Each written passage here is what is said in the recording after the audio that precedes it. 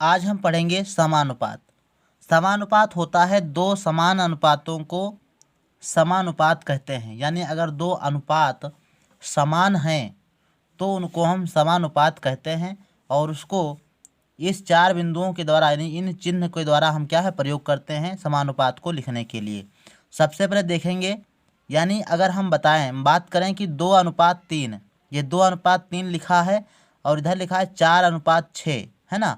ये अगर समान हैं तो हम इनको समानुपात में लिख सकते हैं।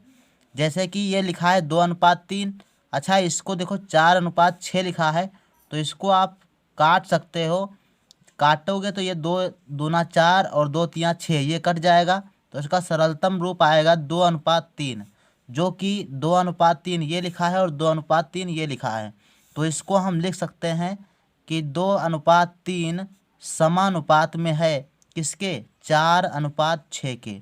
इस प्रकार से इसको लिखा जा सकता है। अब इसमें देखो कहते क्या हैं, ये हो गए चार पद आपके, ये पहला पद, दूसरा पद, तीसरा, चौथा पद, है ना। अब इसको जिसके जो बाहर वाले बिंदु होते हैं, बाहर वाले जो अक्षर होते हैं उनको हम बाह्य पद कहते हैं। ये दो आपका इधर वाला और इधर 6, ये क्या है, बाह्य पद हो गए। और बाकी जो बीच वाली दो संख्याएं होती हैं ये मध्य पद कहलाती हैं। क्या कहलाती हैं, मध्य पद। तो आप इसको ले सकते हो, ये है आपका बाह्य पद। यानी ये दोनों पद, ये कुल मिला के ये वाले जो हैं ये बाह्य पद हैं। क्या हैं, बाह्य पद कहोगे इनको। और ये जो बीच वाले पद हैं इनको हम क्या कहेंगे, मध्य पद। यानी बीच में है ये तो मध्य में, तो मध्य पद। ये क्या है, मध्य पद। और ये जो किनारे किनारे पर हैं वो हैं आपके बाह्य पद। अब ये इसमें कंडीशन होती है, ये समानुपात में तभी होंगे, ये दोनों अनुपात 2:3, 4:6, ये समानुपात में तभी होंगे जब एक कंडीशन होती है जो फॉलो हो रही होगी तब। इसमें होता है कि बाह्य पदों का गुणनफल, बाह्य पदों का गुणनफल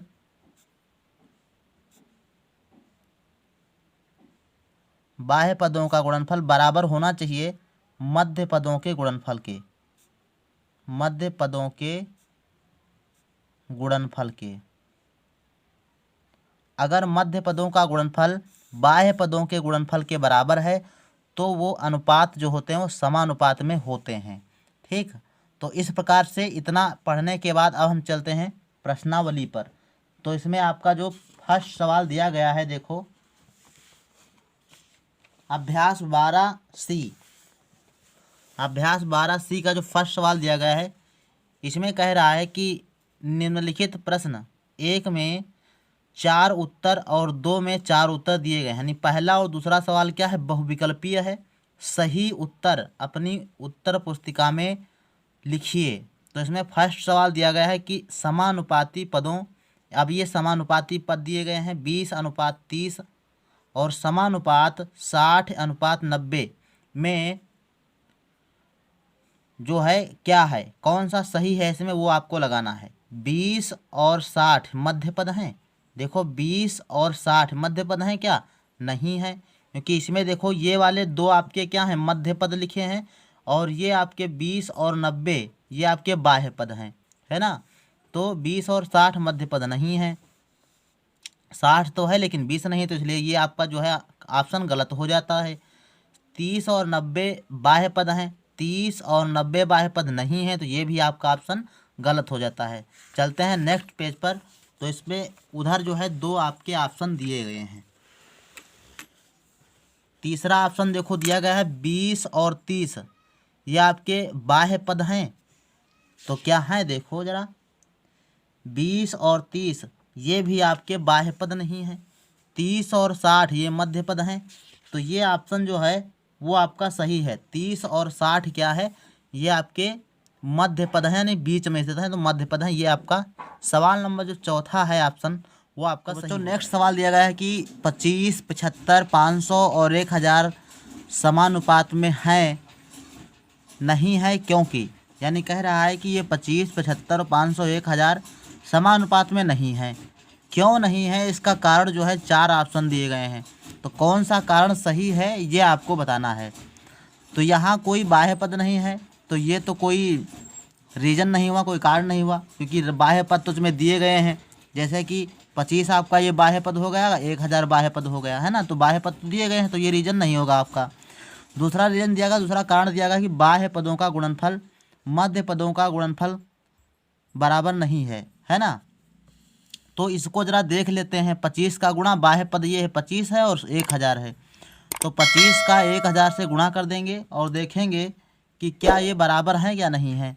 तो 25 का गुणा आप 1000 से जब करोगे तब आपका यहाँ से निकल के आएगा 25,000। कितना आएगा? 25,000।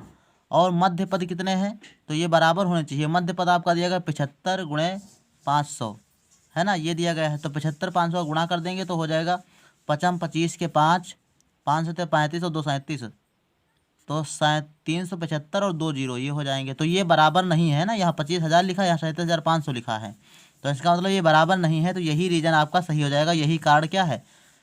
सही है। बाकी लिखा है बाह्य पदों का गुणनफल बराबर मध्य पदों का गुणनफल बराबर है, तो बराबर तो नहीं है क्योंकि हमने निकाल के देख लिया है, तो ये गलत दिया गया है, ये स्टेटमेंट सही दिया गया है। बाकी लिखा है मध्य पदों का गुणनफल 3750 है, ये भी सही लिखा है कि मध्य पदों का 3750 है, लेकिन जो रीजन आपका है वो आपका यही है। इसका मतलब इसका जो आंसर है वो आपका यही होगा, दूसरा वाला। इस पर आपको सही का निशान लगा देना है। देखो नेक्स्ट सवाल दिया गया है कि नीचे लिखे समानुपाती पदों में x का मान निकालिए।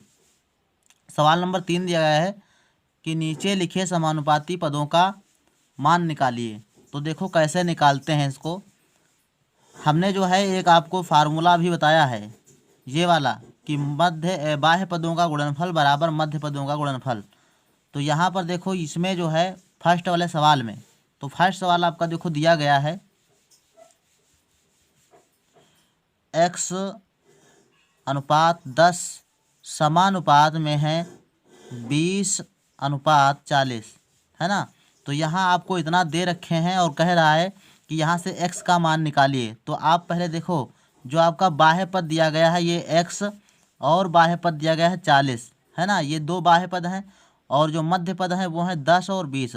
तो मध्य पदों का गुणनफल बराबर बाह्य पदों का गुणनफल ये होता है ना। तो आप उसी सूत्र में क्या है रख देंगे इसको। तो रखेंगे, पहले आपको लिख देना है यहाँ पर कि बाह्य पदों का गुणनफल, बाह्य पदों का गुणनफल बराबर मध्य पदों का गुणनफल, ये आपको इतना लिख देना है।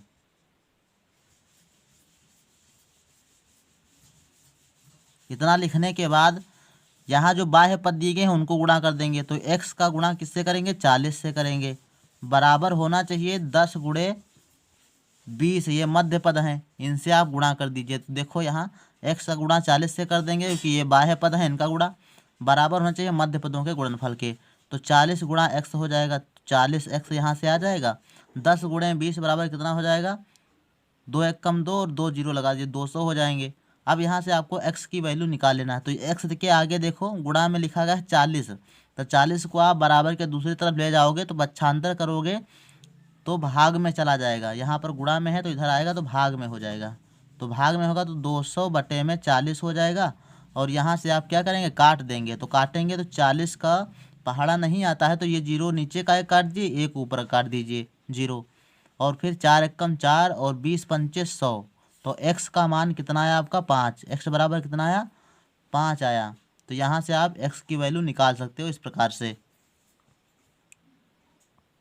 सवाल नंबर 2 दिया गया है कि 16:8 समानुपात 8:x, ऐसे आपको दिया गया है। तो इसमें आपको x की वैल्यू निकालना है, x का मान निकालना है। तो सबसे पहले देखो क्या करेंगे, बाह्य पदों का गुणनफल बराबर मध्य पदों का गुणनफल। तो बाह्य पद इसमें देख लेना, पहले 16 और x ये बाह्य पद हैं, तो इनका पहले गुणा कर देंगे। 16 गुणे x बराबर कर देंगे मध्य पद हैं 8 और 8, तो 8 गुणे 8 ऐसे कर देंगे। तो यहाँ से देखो x के गुणे में क्या है? 16 है, तो 16 को पक्षांतर करोगे, बराबर के दूसरी तरफ ले जाओगे तो ये हो जाएगा भाग में। तो 8 गुणे 8 बटे में कितना? 16, है ना, 16 हो गया। अब यहाँ से देखो 8 का पहाड़ा 16 में कितनी बार चला जाएगा, तो 8 का पहाड़ा 2 बार, 8 एकम 8, 8 दूनी 16, तो यहाँ पर 2 आया, यहाँ पर 1 आया। अब यहाँ से काट सकते हो, 2 एकम 2 और 2 चौके 8, तो 4, x बराबर यहाँ से निकल के आया कितना 4, यानी यहाँ से x का मान कितना निकल के आया 4 आया। इसी प्रकार से देखो सवाल नंबर 3 में करेंगे 30 120 अनुपात और समानुपात x अनुपात 300। तो यहाँ पर आपको देखो मध्य पद इसमें कौन से हैं, बाह्य पद, तो बाह्य पद आपके हो जाएंगे 30 और 300, ये बाह्य पद। मध्य पद 120 और x, तो सबसे पहले आपको क्या करना है, बाह्य पदों का गुणनफल करना है। तो बाह्य पद आपके हो जाएंगे 30 और गुणा में 300 बराबर मध्य पद कौन कौन से हैं, 120 और गुणे x, इतना है। अब आप क्या करिए, ये देखो 120 लिखा है, इसको बराबर के दूसरी तरफ भेज देंगे, तो ये हो जाएगा देखो 30 गुणे 300 बटा में 120 आपका आ जाएगा भाग में, और इधर बराबर x, यानी x के बराबर में आप चीज़ आ ही जाएगी, जो चीज़ आएगी तो उसको लिख देंगे। यहाँ देखो 1 0 यहाँ से काट दो और 1 0 यहाँ से काट दो, और फिर क्या करेंगे, 3 से आप 12 को भाग कर सकते हो, तो 3 से भाग करो, 3 एकम 3 और 3 चौके 12। अब 4 से क्या ये कट जाएगा, देख लो एक बार, देखो 4 दूनी 4 का पहाड़ा 4 सत्ते 28 और 2 30, 4 से कट जाएगा, 4 एकम 4 और 4 का पहाड़ा 30 में लगाएं तो 4 सत्ते 28, 7 बार, 2 बचा 20 हो जाएगा, 4 पंचे 20, तो 75 आ जाएगा। यहाँ x की वैल्यू कितनी आएगी 75, यानी x बराबर आपका कितना आएगा 75 आ जाएगा। तो आपको यही मान निकालना था, x का मान यहाँ से निकल जाएगा। नेक्स्ट सवाल दिया गया है कि 2.5 अनुपात x समानुपात 1 अनुपात 1.25, यहाँ पर लिखा गया है, अनुपात नहीं ये है 1.25, यानी 1.25 अनुपात 2.5 इतना लिखा गया है। तो वही बात है, बाह्य पदों का गुणनफल इधर करेंगे और इधर मध्य पदों का। तो बाह्य पद दिया गया है आपका कितना 2.5 और गुणा में फिर 2.5, ये आपको गुणा करना है, और मध्य पदों का गुणनफल हो जाएगा x और गुणे में 1.25, है ना, ये आपका गुणनफल में आ जाएगा। x का मान निकालना है, तो देखो 2.5 का 2.5 से गुणा करोगे तो सबसे पहले 25 का गुणा 25 से कर देना, उसके बाद कैसे गुणा करते हैं देखो, देख लेना एक बार, गुणा करना भी आ जाएगा। 2.5 लिखा है यहाँ पर, तो सबसे पहले दशमलव को थोड़ी देर के लिए भूल जाएंगे कि दशमलव लगा भी है, पहले गुणा कर लेंगे। तो 25 का पहाड़ा 5 बार, 25 पंचे 125, है ना, हासिल कितना आया 12, 25 पंचे 125, हासिल कितना 12, और 25 दूना 50, 50 और 12 कितना हुआ 62, है ना, तो 25 हम 625 होता भी है। दशमलव देखो 2 अंक पर लगेगा, क्यों लगेगा देखो, यहाँ पर कितना है 1 और यहाँ पर 1 अंक, दशमलव के दाहिनी ओर जितने अंक होते हैं उनको मिलाया जाता है, तो इधर 1 अंक इसमें 1 अंक इसमें, तो 2 अंक हुआ, दशमलव 2 अंक पर यहाँ पर लगा देंगे। तो इसका मतलब ये हुआ कि यहाँ पर जब हमने गुणा किया तो ये आ गया 6.25, है ना, ये गुणा करने के बाद आया। अच्छा, इधर का 1.25 लिखा है, ये आप इधर ले आओ, तो इधर लाओगे तो ये भाग में आएगा, तो 1.25 और बराबर में कितना हो जाएगा x हो जाएगा। अब यहाँ से आपको x की वैल्यू निकालना है। देखो अब क्या करेंगे, यहाँ पर 0.2 अंक पर लगा है और यहाँ भी 0.2 अंक पर लगा है ना, तो आप दशमलव को काट सकते हैं, ये इससे कट जाएगा, ठीक।